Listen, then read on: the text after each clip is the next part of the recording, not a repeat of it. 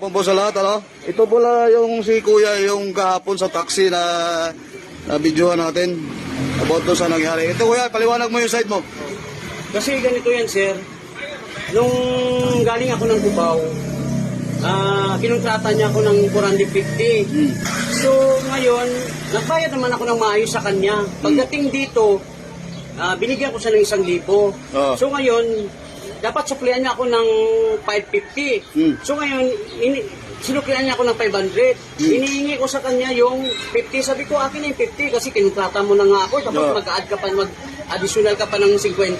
Sabi ko, ngayon, ayaw niya ibigay. Dahil ang usapan daw namin, kasi bago ako sumakay doon, tinanong niya ako kung saan ako sa Payatas. Sabi ko, nasa Urban ako, sa Payatas B. So ngayon, ang ano niya, yung pin niya, sa may Mulabi School lang.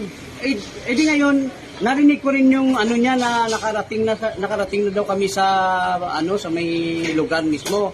So ngayon, ang nangyari, sabi ko hindi, Urban ang usapan natin. Sa Urban po ako bababa, sa Payatas B. So ngayon, yun nga ang nangyari, sir, na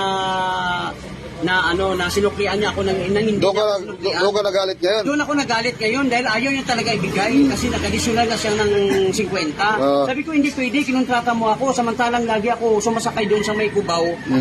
350 lang kaya ang binabayad ko pag metro namin. So ngayon, sobra na, overpriced na siya. So pagdating dito, sir, kasi gusto niya itakbo sa sakyan, sabi, sige, kung ganyan ka, ibalik kita ng Cubao. So ngayon, inarurot niya ako papunta dito, kaya binuksan ko yung pinto. Pagdating dito, uminto siya kasi binuksan ko yung pinto eh. Tapos ngayon, nakalawit yung paa. Hindi ako nakainom. Hindi ako nakainom. Hindi ako nakainom nun. Ang sinasabi ng ng taxi driver, lasing daw ako. Lasing, Ganun talaga ako. Oo. Hindi ka rin, bakit pagdating kasi dito, nakita ko namin din eh. Oo.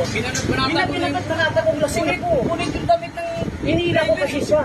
Kung nakita namin, Oo. laki na katawan. Ang laki na nga tao yun, pero binanatan ko yun. Tsaka hinila ko yung damit niya kasi gusto ko mapababa. Sa galit din niya kasi nga yung singil.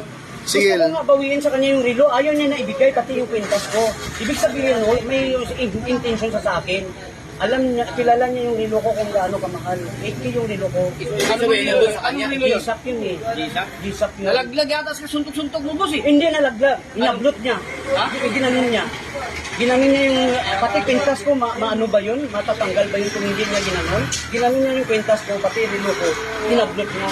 Tapos kaya napadpad doon sa may ano niya eh. Na ano doon sa may palda sa harapan niya. Tapos kaya gusto kong kunin, inulog din niya sa baba. Natala mo yung pintas niya, boss. Ito, nakaano sa may ano. Di mananawagan ka, boss. So, mananawagan ka sa lahat ng... Ito, panawagan mo muna dyan. Mananawagan ka sa lahat ng taxi driver na... Sino nakakita?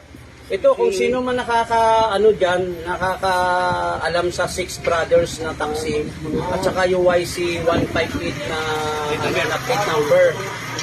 Nakalagay kasi, hindi dito yung address niya, Panay Street, ang ano lang na nakalagay. Hindi ko alam kung Pasig to or ano, basta Six Brothers. Panay Street lang. Wala plate number dyan?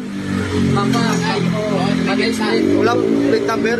Yung plate number niya, yung YC 158. Tapos yung pangalan ng taxi, Six Brothers.